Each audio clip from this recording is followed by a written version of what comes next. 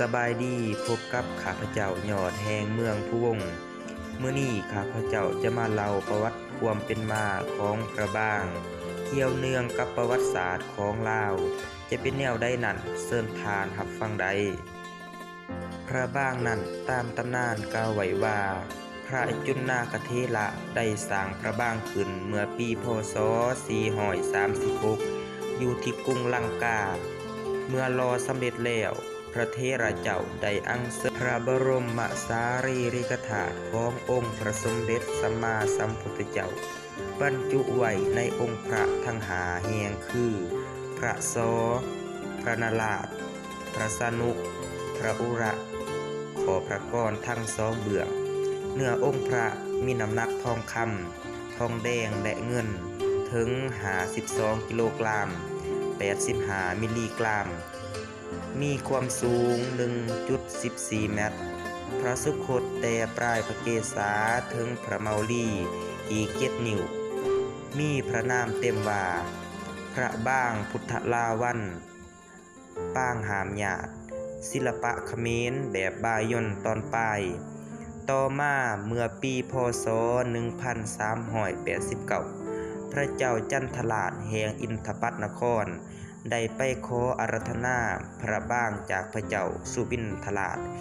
แห่งลังกาประเทศมาสถิตไว้ที่กรุงอินทปัตนครเมื่อปีพ.ศ. 1901พระเจ้าพางุม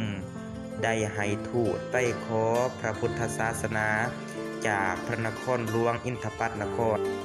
มาเป็นศาสนาหลักประจำอาณาจักรลาวล้านศาสตร์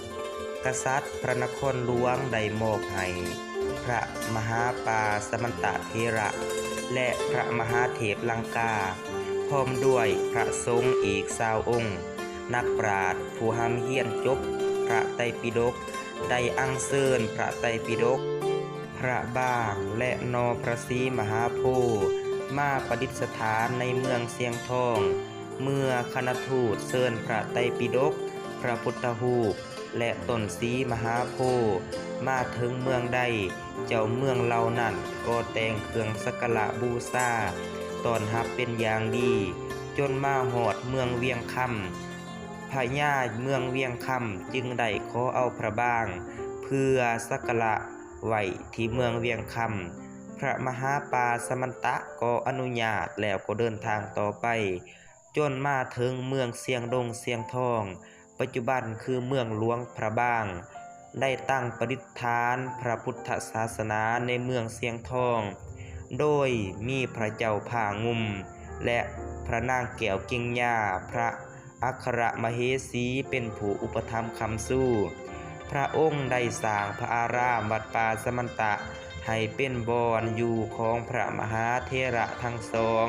และเป็นวัดจนมาถึงปัจจุบันนี้ปีพ.ศ. 2043ในรัชกาลพระเจ้าวิสุณราชได้ให้เสนาอามาตย์แสนท้าวพญาลาวไปอัญเชิญเอาพระบางเจ้าจากเมืองเวียงคำมายังพระนครเสียงทองพระองค์ได้สร้างวัดวิสุณมหาวิหารให้เป็นที่สถิตแห่งพระบางเจ้าเป็นที่เคารพบูชาของพระองค์และพระบรมวงศานุวงศ์พร้อมเสนาอำมาตย์ประชาชนบรรดาเผ่าสืบมาจนถึงปีพ.ศ. 2101เมื่อพระเจ้าสยามเศรษฐาธิราชย้ายเมืองหลวงไปอยู่นครเวียงจันทน์พร้อมกับอัญเชิญเอาพระแก้วมรกตที่ได้มาจากพระนครเชียงใหม่ลงไปประดิษฐานไว้ที่นครเวียงจันทน์และขนานนาม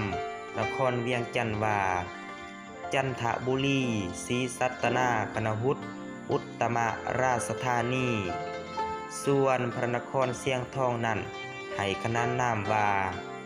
พระนครศรีสัตนาหุตลานสร้างห่มขาวหลวงพระบางราชธานีแต่คนทั่วไปเอิ้นเพียงนครหลวงพระบางแต่นั้นมาซึ่งนั่นก็เพราะว่าพระบางได้ประดิษฐานเป็นมิ่งขวัญแห่งนครนี้ตลอดมาแต่โบราณกาลจนถึงทุกมื้อนี้ ในสมัยพระเจ้าสยะเศรษฐาธิราชที่สองเจ้าสยะองค์เวพศ2257ได้ให้เจ้าองค์ห้องพระอนุสาต่างพระสนกไปครองนครหลวงพระบางแต่ได้ถือพระเจ้ากิ่งกิสราชยกทัพมาตีญาติเอานครหลวงพระบางไปได้เจ้าองค์ห้องจึงได้อัญเชิญเอาพระบางลงไปประดิษฐานที่นครหลวงเวียงจันทน์คู่กันกับพระแก้วมรกตในระหว่างปีพศ2321หา2322เกิดสงครามระหว่างกรุงธนบุรีกับกรุงศรีสุตนาคหุฏเมื่อสมเด็จเจ้าพระยามหากษัตริย์และเจ้าพระยาสุรศรีได้รับชัยชนะแก่พระเจ้าสิริบุญษาหรือว่าองค์บุญจึงได้อัญเชิญเอาพระแก้วมรกตและพระบางเจ้าลงไปถวายสมเด็จพระเจ้าตากสินมหาราชเมื่อพระบาทสมเด็จพระพุทธยอดฟ้าจุฬาโลกปราบดาพิเศษครองราชสมบัติเมื่อปีพศ2325มีคำสั่งให้เจ้านันทเสนอัญเชิญพระบางไปประดิษฐานไว้อยู่เมืองเวียงจันทน์ซึ่งพระบางสถิตอยู่กรุงเทพมหานครเป็นเวลา3 ปีเศษในปีพศ2369หา2371เจ้าอนุวงศ์แห่งนครเวียงจันทน์ได้ยกกองทัพเข้าตีหัวเมืองอีสานทั้งหมดยึดได้เมืองนครราชสีมาพระบาทสมเด็จพระนางเกล้าเจ้าอยู่หัวมีคำสั่งให้เจ้าพระยาราชสุภาวดียกกองทัพไปปราบในที่สุดก็สามารถปราบเจ้าอนุวงศ์เวียงจันทน์ได้เมื่อจัดการบ้านเมืองทางอีสานให้เข้าสู่ความสงบเรียบร้อยแล้ว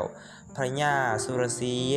ได้อัญเชิญเอาพระบางเจ้าลงไปกรุงเทพมหานครมีคำสั่งให้เลื่อนยศเจ้าพระยาสุภาวดีเป็นเจ้าพระยาบดินทราชเดชาสิงห์สิหเสนีและโปรดให้สร้างพระอารามขึ้นให้เป็นที่ประดิษฐานพระบางเจ้าไว้นอกกรุงคือให้อัญเชิญไปไว้วัดจักรวรรดิราชาวาสวรมหาวิหารตลอดมาจนถึง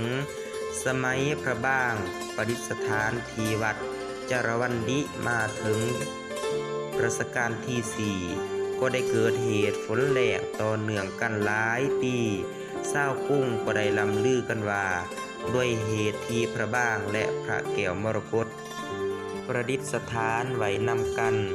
ความหูถึงพระเนตรพระกรจึงได้ประสถานพระบางกลับคืนสู่หลวงพระบางนับแต่นั้นเป็นต้นมาพระบางได้ถืออัญเชิญกลับมายังหลวงพระบางและยังอยู่ในหลวงพระบางตลอดมาจนถึงปัจจุบัน